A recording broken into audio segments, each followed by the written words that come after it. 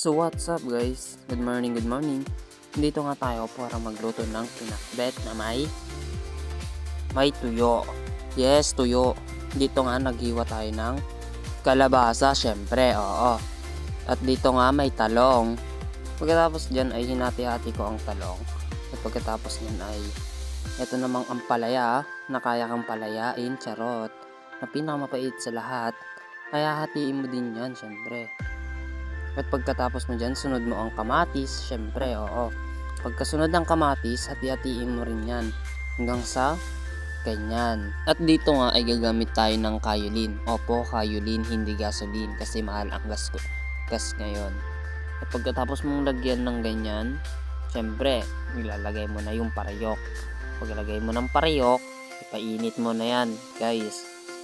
Ang itim ng parayok namin, huwag nyo nang pansinin. Matagal na kasi dyan yan.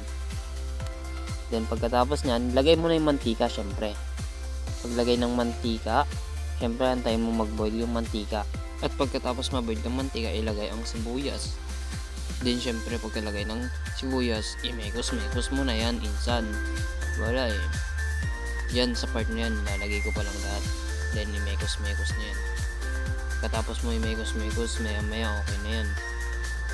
Then sa part na yan, lagyan namin ng tinapa. Syempre, makabansang tinapa. Opo.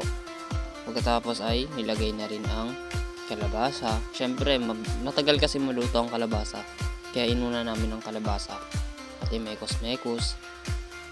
At sunod nga ay ilagay natin ang bagoong. Yes, pampalasa yan, insan. Pag nilagyan ng isang takan ng bagoong, dapat isunod mo na dyan yung ibang ingredients niya. Pero bago yun, syempre mekos-mekos mo ulit yan minsan. Opo, para may ihalo ng mabuti yung bagoong. At pagkatapos ay ilagay na syempre ang talong at ang palaya. Yung mapait. Opo, pero hindi mapait yung palaya na yun guys. Ang ganda. Ang sarap ulamin. Pagkatapos ay mekos-mekos mo. Then maghintay ka lang ng mga ilang minutes. Ilagay mo rin yung kamatis. Paglagay mo ng kamatis, mekos-mekos mo yan insan. Opo.